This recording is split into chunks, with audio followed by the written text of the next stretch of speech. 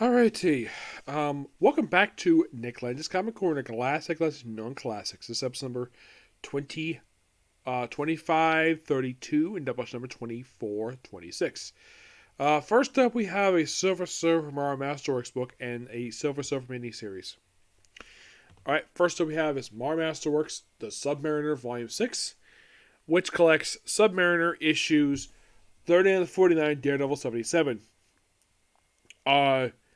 The writer for the issues are Jerry Conway, who takes over from Roy Thomas. It's one issue. He leaves issue 39. Jerry Conway does pretty much basically 40 to 79, 40 to 49, and Daredevil 77. Gene Colan is your artist for a majority of this book, except for he does 40, 43, 46, 49, and the Daredevil issue. George DaCosta does 41, 42, 44, 45 as by Mary Severin, and Russ Aldrew does issue 39. Now, I've actually tweeted Jerry Conway about working with Gene Colan on Tomb of Dracula. According to what he said it was a blast to work with. He loved working with Gene Colan. Because in 2009, Gene Colan was a fantastic artist. It's sad I never got a chance to meet this guy before he passed away back in 2005, I believe. I think it was like 2005 he passed away. We were at the same time that Jim Hara passed away. It's kind of weird. I have met Conway. Great guy to talk to in person. I've only met him once. But Gene Colan, I've read a lot of this guy's work, and this guy was one fantastic artist. So, mostly put in the case of the issues, 39 feels like something Roy Thomas has been doing since the start of the book. That's what it feels like. Because it feels like his exit from the book. Yeah. Oh, by the way, the summer issues covered the time period of July 1971. We conclude in May of 1972. So 39 is the epic finale to Roy Thomas's run. Yep, he leaves the book. Excuse me. So he's coming to the surface looking for Lyra because, of course, Lady Derwin got killed off in the previous issue, so he's looking for basically her killer. Yep. And finally, of course, story continues over in Daredevil, which of all Spider-Man of all people. Yes. My only guess is the reason why Marvel included this issue in here because this continued between 39 and 40, so it's sort of a mini crossover. And then it's right back to issue 40, where he's taking on the Man-Bull. Yes, a not very well-known Jerry Conway character, but yeah, he takes on Man-Bull in this issue. Of course, Spider-Man's here. It is strange, though, the fact that Roy Thomas just basically just set up basically what something explored by Jerry Conway. And this begins a really good story arc. And then he fights a Rockman in issue 41. There's also a B plot in these issues. Yes, there's a B plot where Namor. There's also this mysterious. There's also this science stuff with Lucille. This storyline continues in issue 42. There's a very interesting storyline here. It's basically let's have Namor deal with the horror stuff for the first, after the Lyra. It's let's have Conway. It's okay. So Conway's okay, let's continue with Roy Thomas was okay for a little bit, and then let's do horror stuff for a couple issues for no reason. And then take on a guy called Torville. So basically, in a way, that two-parter leads into Namor finding out his father, Captain Mackenzie, and this begins a story arc in issue 43 that continues into issue 49.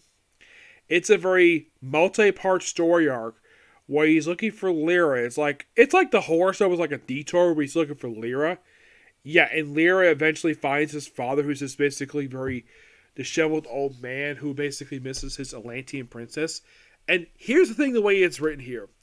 It is written that, according to this old man, everybody keeps telling Atlantis is not existent, despite the fact it really does.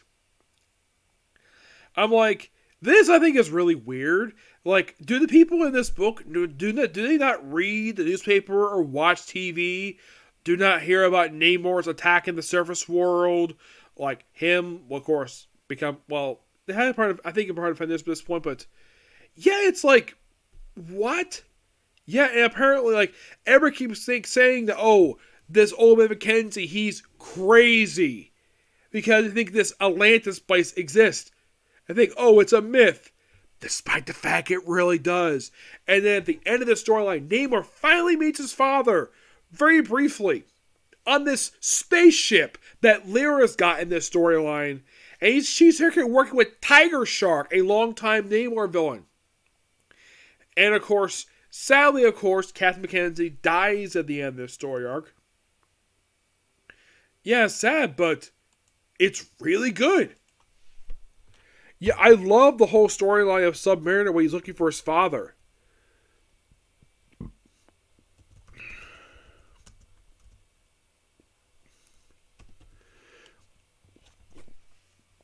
Yeah, and the story wraps up with issue, not 49 per se, but I think it wraps up with, I think it was like 46, I think it was.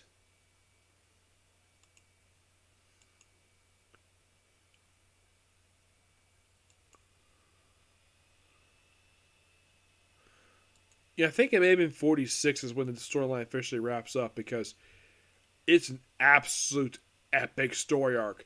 Oh, the guy's name was Leonard Mackenzie. He is, in fact, Namor's father.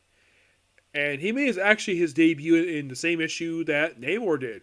Marvel Motion Picture Funnies Weekly #1, which was actually reprinted in, I think it was in Marvel Comics #1. The thing with this issue was it was never released. Yeah, it never was. But yeah, he appears in that issue, and sadly, he dies.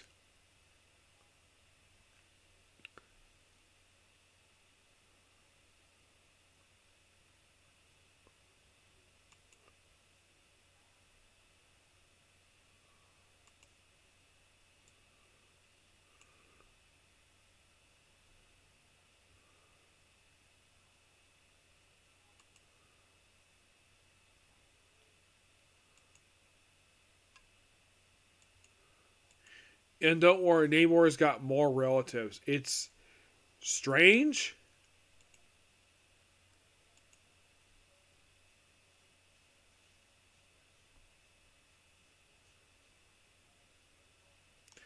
Of exactly like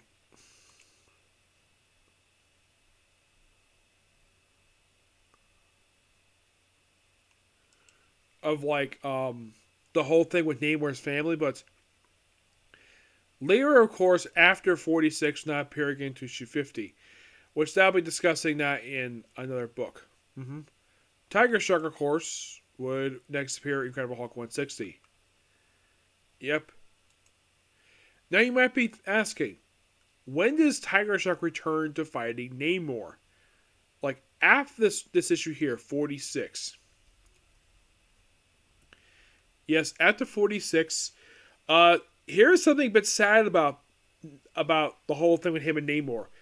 That was his last issue he ever appeared in this book.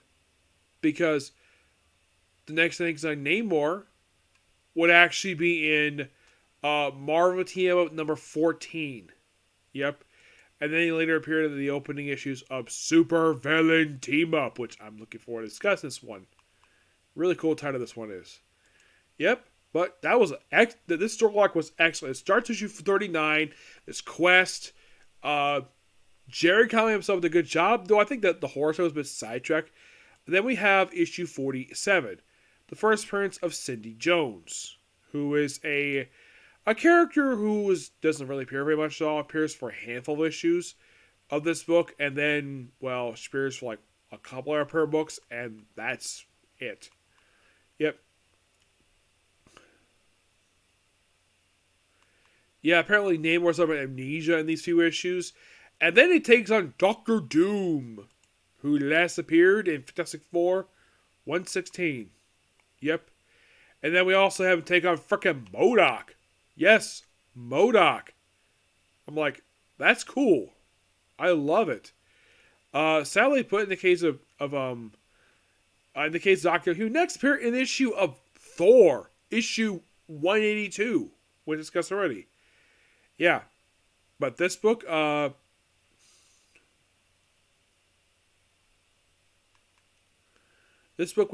these issues of this book were excellent. I love them. I'm going to give this book here a 10 out of 10. Was that damn good? Yeah. Next up we have is the miniseries that came after Silver Surfer Deaths, known as Silver Surfer in Thy Name. Written by Cy Spurrier, artwork by Tan Oog Hust. What happens in the course of this miniseries? It's like you have not anymore. Silver Surfer, he just wandered through space in some sort of alternate reality where he's like basically where it's like kind of like a what if scenario, but it is canon where like what if Name ends up reality where Galactus never took he was never made a herald. Zen Law is still perfectly fine. Galactus also apparently dies in this miniseries. But the best thing you gotta say about this miniseries is the gorgeous artwork that this book has. Mm-hmm.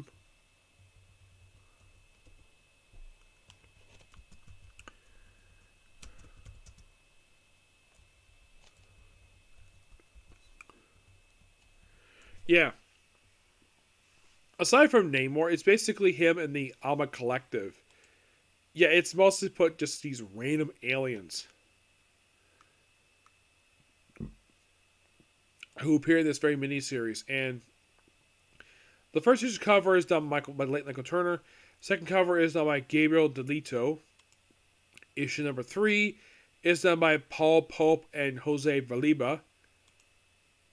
And the final issue is done by the main tier artists Tang Haot and Jose Rivera. There's also a character named Rakul Cole, who is part of this group, the M.O.D.O.K collective, who's only in this book. They don't appear again after this, sadly. This book was released in 2000, late 07, early 08. It's a quick 4-issue miniseries, but the best thing, if you want to check out this book, only check it out if you're a hardcore Silver Surfer fan, because it's okay. It's not terrible, sadly. But I'm going to give the book roughly, and this is a bit of a sad thing, I'm going to give the book roughly I'm going to give it a 8 out of 10. But don't worry, the very next miniseries talking about Silver Surfer is the Great Pack one, which I'm very much looking forward to discussing that book. Yep, it's another miniseries for Silver Surfer. So, some may be wondering, like, okay, am I done with Silver Surfer yet? Because I've been for quite a while. Well, with this particular miniseries reviewed, here's what's left. There is the Great Pack volume and the 2 volumes of Silver Surfer by Dan Slott. After that, well, the only thing left to cover is whenever Silver Surfer Rebirth Legacy finishes. But once I finish up the Greg Pak and Dan Slott stuff, that's it. I'll be done with Silver Surfer. What's going to replace it? I haven't decided yet. Namor, well, after I finish up his first volume, what's going to replace it per se, you might be asking? It's going to be Supervillain Team Up. That's what's coming first. As soon as the book wraps up, that book is next. And afterwards, there's 2 miniseries released in the 1980s. There is Saga the Sub-Mariner, and I think there's like one other book for Namor. I remember Saga Sub-Mariner is one of them. Let me take a look and see about that. Let's see. Here we go. Namor Comics. Here we go. Let's see.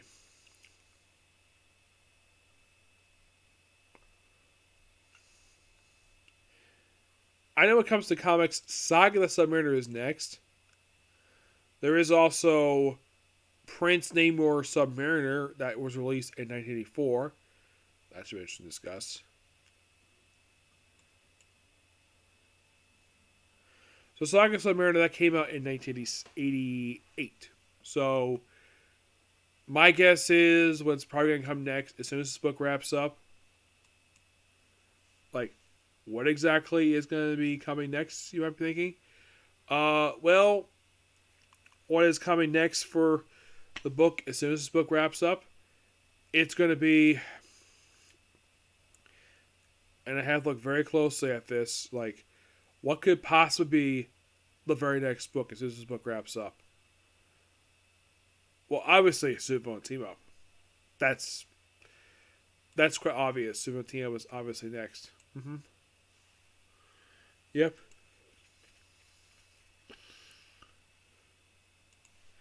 Yeah, that book is obviously next. But the thing is, Namor is not in the book very long. No, he's not. If you're really curious, they actually wrap up his story by, I think it was issue 13. Yep.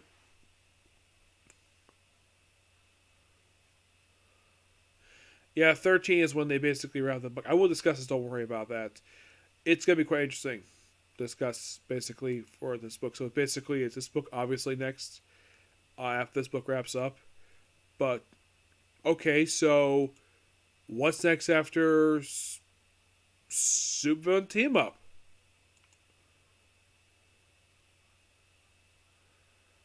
And I look up right now, what could possibly be next?